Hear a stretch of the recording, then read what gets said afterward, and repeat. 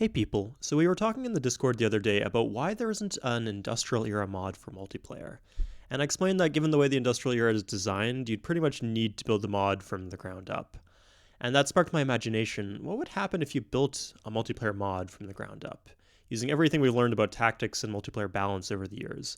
Because we've never done that. Like, all of our mods are based on other mods. And those mods are based on the mods that came prepackaged with the game. Why can't we just build something from scratch? Well, the obvious answer is that it's a lot of effort to create and to playtest and for the players to learn, but people seem to be willing to indulge me on this. So I've had some ideas for a while now, and I've decided to give things a go. First step was to list all the good things about the other mods that I wanted this new mod, I'll call it modern, to have. So here's what I put down. I said uses the default growth mechanics. That's just so it's easier for new players to pick up.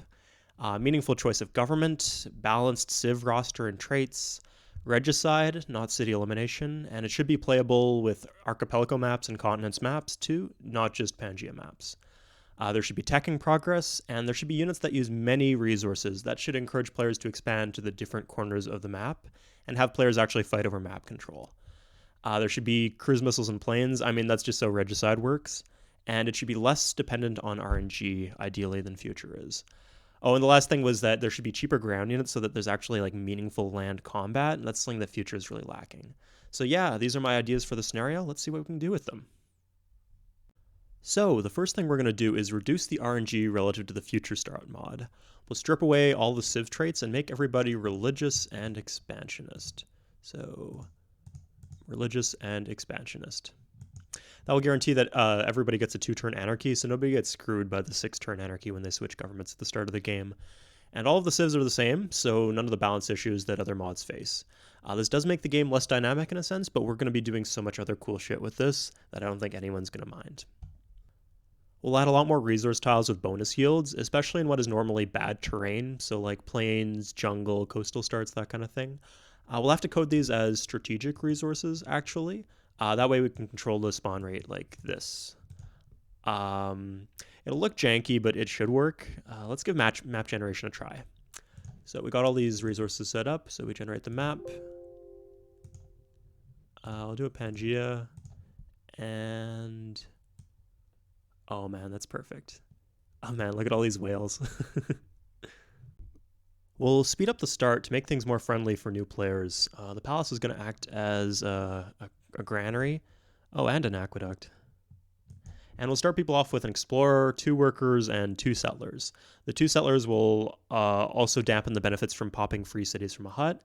You can still do that, it just won't be as punishing if you don't pop a city. We're also going to turn off tech trading on all the industrial era techs. That means we can make the techs pretty cheap overall. So let's move on to the combat system. The first decision is, do we want defensive bombard? Defensive bombard is strong in multiplayer due to a bug. Often it's an instant kill on the attacking unit, but it's handy because it lets people defend things that they want to defend. It won't let you defend everything, just particular things that you're willing to invest in. So we'll make it so defensive bombard is powerful early game, but becomes a non-factor as the game progresses. We'll make these little taus that are like 8-4-1s, I guess. 8-4-1s. And they're draftable too. Partisans, we can call them, I guess. Partisans. Great. We'll tone down the defensive bombard a bit. So when the enemy gets units that will have like a defense value of above 10, this defensive bombard won't really matter anymore, but it'll be strong in the early game. We're going to want to have some counterplay against defensive bombard in the early game though, so we'll make a cheap cannon fodder unit. This is going to be called the Militia. You can attack with this first and it will soak up the defensive bombard if that's what you want. It could also make a cheap defense unit. So, we're going to make the resource system a little bit more fluid than future. It won't be like, you need oil for planes, no oil, no planes. We'll make it so that some planes you can build with oil, and some you can build with sulfur. A new resource. Same with boats, same with good land units. We'll make it so you can build paratroopers with iron, marines with coal, and infantry with saltpeter, which is now called zinc, by the way. And we'll increase the mobility on land and sea units, so you can make more plays across the map. Now, like I said before, we want people to actually get out on the map and fight for resources. So there should be a bunch of game-ending super units at the end of the tech tree that require a bunch of resources. 5 to be specific, but the editor only lets you do 3 as a maximum. So I found a workaround. There's going to be a base unit that upgrades to full unit. So this is the full unit, and this is the base unit for the game-ending battleship. So the base unit upgrades to the full unit, and we'll set the upgrade costs to 0, but we still need a way for people to build the base unit since it upgrades to the full unit, and the game won't let us build it because it's outdated, right? Now this took forever to think up, but I'm very, very proud of it. We take the base unit, and we give it the Golden Age trigger flag. So, this one right here. If you haven't already had a Golden Age, the game will always let you build your Golden Age unit. So as long as we disable Golden Ages, you'll always be able to build these base units, solving our problem. We can make these base units immobile, so you can't use them to trigger a Golden Age. And if you somehow do use them to trigger Golden Age, we'll switch the Golden Age length to just down to 1. Okay, let's start on our governments. We'll make one just Republic from Future Start. It'll be Social Democrat themed.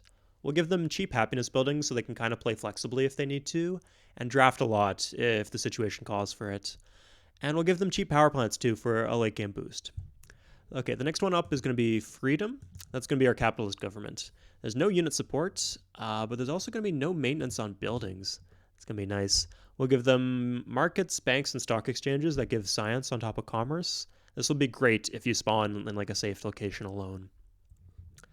Next up on the list is Order. Order is our dictator government. It's kind of like a buffed fascism from Future Start. Super fast workers, good spies, and you can draft a ton because military police is set to 6. They'll get cheap harbors and barracks, we'll say. And the last up on our list is Equality. So there's going to be communal corruption, and you can paradrop settlers for some reason. And they will have like 2 shield, like airports that cost 2 shields, so you can paradrop your settlers instantly to wherever you want on the map. Just spread yourself all over, hook all the resources you need, and reinforce your different cities using your airports. Their weakness will be slow workers. It will take 2 turns to build a road, when all the other governments can road flatland in 1. So, next we're going to tune up the tech tree and give all the techs custom names.